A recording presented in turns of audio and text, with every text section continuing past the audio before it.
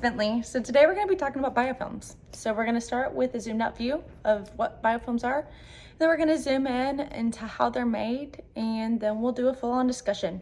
We'll see how this works for the online format, because typically I haven't done online before. So we'll get right into it. I'm going to start with the actual definition of biofilms from our textbook.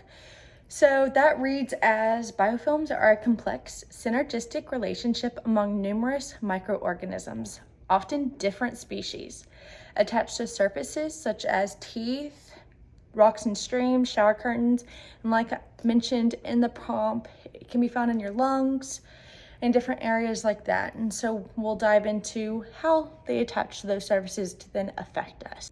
All right, so like I mentioned before, we're going to be looking at the development of biofilms from a different perspective. So we're going to start with step one.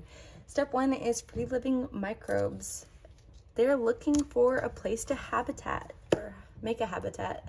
So at this point, they're extremely vulnerable. They're looking for surfaces to then attach to. They're looking for these surfaces through fimbriae and flagella. And then once we find that surface, once the microbe finds that surface, then the sensing surface attachment occurs. So EPS is a extracellular polymetric substance, or like I have here, EPS for shorthand, that then creates a gooey matrix to then help these microbes attach to surfaces as well as other cells. These EPSs are composed of DNA, proteins, and polysaccharides. And then for step three, we have the secretion of quorum sensing. So the little image on step three, the pink sticky note, is the actual molecule makeup of the quorum sensing molecule. So the definition for quorum sensing is the process by which bacteria measures their density in an environment by utilizing signals and recepting molecules. So that basically breaks down to, it's used for the communication in between the microbes within the microenvironment for the biofilm, as well as it senses the density within this environment. It's a direct correlation in between the density of the microorganisms, and so then the quorum sensing would then therefore also increase. So that's where then we get into step four, where the QS, or quorum sensing, triggers cells to change. So as this environment is ever changing, the quorum sensing is going to then help this microenvironment change as well. Then step five, we have new cells arrive. So like mentioned in the definition, there is different species within a biofilm, and they're attached to different surfaces. So that's what then changes up the diversity within this microenvironment.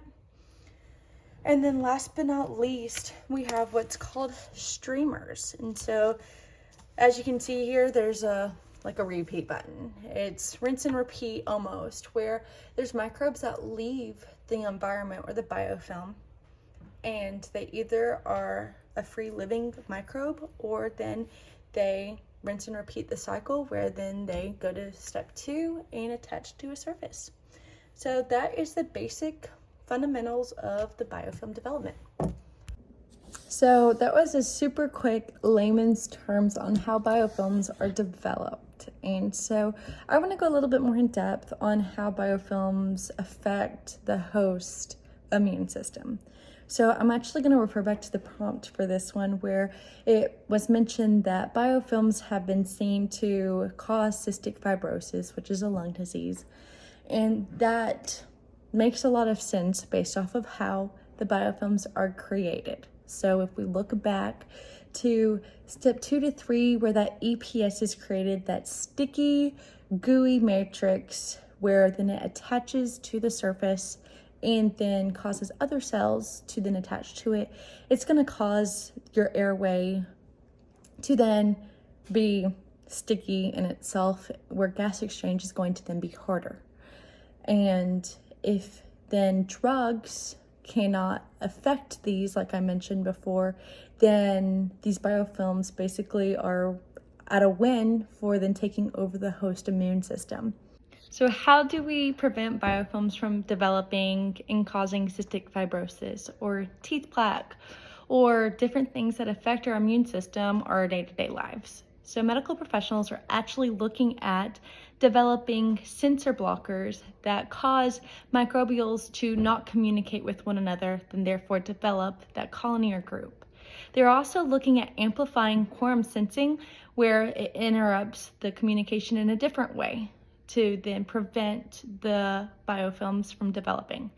However, nothing is set in stone yet, so cystic fibrosis, teeth plaque, and little irritants like bacteria on our shower curtains are still going to be a thing. So with one breakthrough though, I'm sure there'll be more. But until next time.